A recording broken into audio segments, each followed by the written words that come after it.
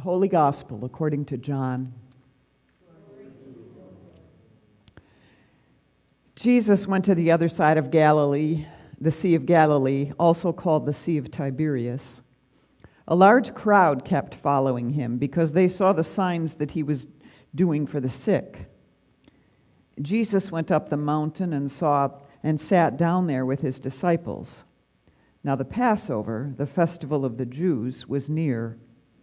When he looked up and saw a large crowd coming toward him, Jesus said to Philip, "Where are we to buy bread for these people to eat?"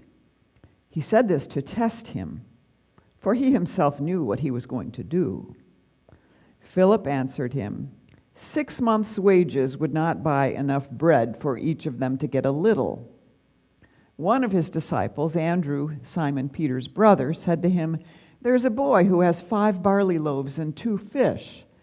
But what are they among so many people?" Jesus said, "Make the people sit down." Now there was a great deal of grass in the place, so they sat down, about 5,000 in all.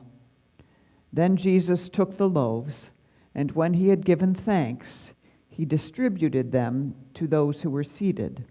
So also the fish, as much as they wanted. When they were satisfied, he told his disciples, "Gather up the fragments left over so that nothing may be lost." So they gathered them up, and from the fragments of the 5 barley loaves left by those who had eaten, they filled 12 baskets. When the people saw the sign that he had done, they began to say, "This is indeed the prophet who has come into the world." When Jesus realized that they were about to come and take him by force to make him king, he withdrew again to the mountain by himself. When evening came, his disciples went down to the sea, got into a boat, and started across the sea to Capernaum. It was now dark, and Jesus had not yet come to them. The sea became rough because a strong wind was blowing. When they had rowed about 3 or 4 miles, they saw Jesus walking on the sea and coming near the boat, and they were terrified. But he said to them, "It is I, do not be afraid." Then they wanted to take him into the boat, and immediately the boat reached the land toward which they were going. The Gospel of the Lord. You may be seated. Grace, mercy, and peace to you from our God, who creates us, redeems us, and makes us a holy people. Amen. Well, you may have heard this one. It's a story about identical twins. One was a hope-filled optimist. The other was a sad and hopeless pessimist. The boys' parents became worried about this, so they brought the boys to the school psychologist. The psychologist suggested that the parents have a plan to balance the twins' personalities. On their next birthday, he said, put them in separate rooms to open their gifts. Give the pessimist the best toys you can afford, and give the optimist a box of manure. The parents followed these instructions and carefully observed the results. When they peeked in on the pessimist, they heard him audibly complaining, "I don't like the color of this computer. I'll bet this calculator's going to break. I don't like this video game. I know someone who's got a bigger toy car than this." The parents tiptoed across the hall and peeked in and saw their little optimist gleefully throwing manure up in the air. He was giggling. "You can't fool me," he said. "Where there's this much manure, there's got to be a pony." I guess it's really about perception, huh? Today we hear again the story of Jesus feeding the 5,000, or the multitude. Such a familiar story, and no wonder it is a story that occurs more frequently than any other episode in the four Gospels, 6 times in all. Do you realize that's more than the birth story or the crucifixion and the resurrection? It's a story that captures our imaginations because the dominant theme in the story has to do with something with which we're all familiar: food and hunger, having enough or not, and the whole concept of scarcity and abundance. Parker Palmer is one of my heroes. He's a Quaker. You've heard me quote him before. He writes about this story of the loaves and fishes in his book, The Active Life. He says this story is about perception. It revolves around the different ways the disciples perceive the world. Something like the difference between the ways the twin boys perceive the world.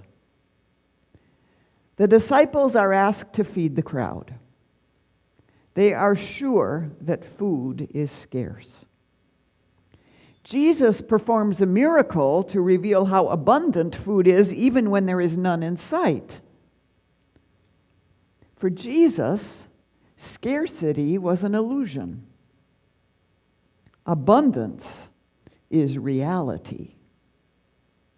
In this story, as throughout his life, we meet Jesus helping people penetrate the illusion of scarcity and act out of the reality of abundance. Parker Palmer points out 2 things happening in this story.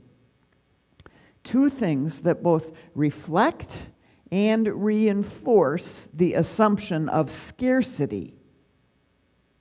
First, the disciples insist that the people be told to buy their evening meal. Food was scarce, the disciples believed, and when something is scarce, we are conditioned to think we have to compete for it in order to get it. The second thing happening is related to the first. Not only do the disciples want people to buy their own dinners, they also want to disperse the people, to send them away so that they may go into the villages and buy food for themselves. The disciples want people to compete separately and individually for scarce food, rather than join together in a community that has the potential for sharing, for generating abundance in the midst of scarcity. Palmer says there's a powerful connection between the assumption of scarcity and the decline of community. When we are in community, things we think we must buy in the marketplace suddenly become available, free of charge. He cites as an example some of the personal care and attention people now purchase from therapists. Sometimes this kind of attention may be available from members of a community organized to offer mutual aid. I'm thinking about the Stevens ministry that's alive and well in many congregations, and small group ministry where relationships are developed. But Jesus simply says, you give them something to eat.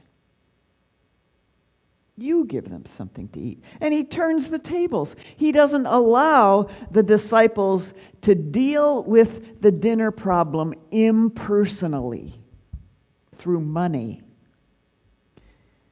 Jesus names it as a problem to be solved through an act of generosity.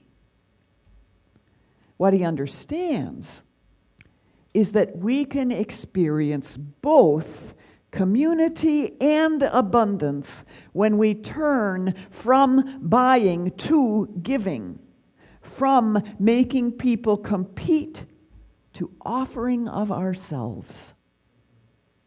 You know this. Your Pathways in Compassion ministry and all the other things you do are all about offering yourselves. Our text says Jesus blessed and broke the 5 loaves and 2 fish and divided them among them all, and all ate and were filled. It does not actually say that Jesus magically multiplied the loaves and fish before they left his hands. What may have happened is that Jesus and the disciples modeled community by sharing what they were given, and abundance became a reality. That is, when the crowd saw Jesus and the disciples sharing what they had, they opened their baskets and shared from their rations as well. I don't know. I haven't seen the YouTube video of the actual event, and I don't think anybody posted it on Facebook. But I do know that in community, scarcity is transformed into abundance. Parker Palmer tells a true story about an experience he had on an airplane. He was in Saskatoon, Saskatchewan, Canada, on a 6 a.m. flight. When he took his seat, he noted that the plane was full of what he called road warriors. Proactive, high energy, high synergy business leaders who spend a lot of time on the road. The pilot must have noticed this too, because shortly after they were in the air, the pilot came on the PA system and gave his welcome aboard the flight speech. It was tailor-made to high-charging leaders. The pilot announced, "Welcome aboard our early bird flight designed to get you to your appointments on time. We wish you a successful business day. Because we are aware of your time pressures, we took off on time even though the food and coffee were not on board. We assumed that you would rather get going than wait an extra 15 minutes for coffee." Well, the pilot was wrong. Passengers started hissing and booing and asking, "Where's the food?" Then a flight attendant came on the PA and calmly said, "This will not become a ship of fools. We apologize for the inconvenience, and now this is what we are going to do. Some of you have those packages of peanuts from the flight you took yesterday. Please get them out and share them with your neighbors. Others have mints and chewing gum. Please share these with your neighbors. You can share reading material, and you can pull out your phones or your wallets, find pictures of your children and grandchildren, and share them." And soon, the hissing and booing and groaning turned into warm conversation and laughter. Isolation turned into community. Self-pity and self-absorption turned into interest in others and compassion for others. Parker Palmer was so impressed that when he was exiting the plane, he made a point of going up to that flight attendant to congratulate her on one of the best examples of public leadership that he had ever seen. And she responded, "The loaves and fishes are not dead. The loaves and fishes are not dead. The loaves and fishes are not dead.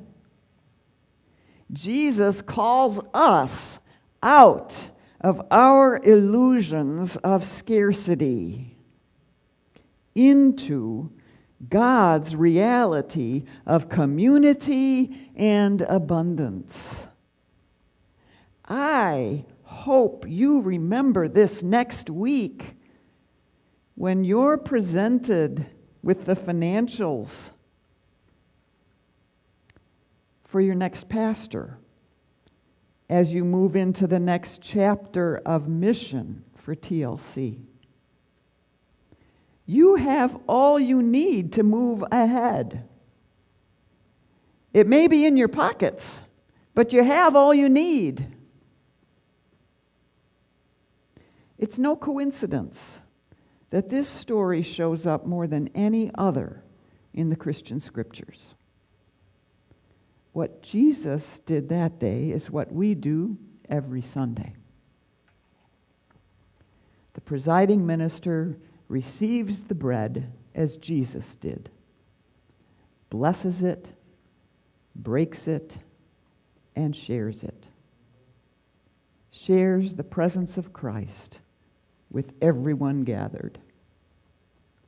Today, Jax is going to be that boy who brings the bread forward and offers it. And we become what we receive. We become the presence of Christ in and for the world, creating community and celebrating abundance, faithfully sharing God with all people. Amen.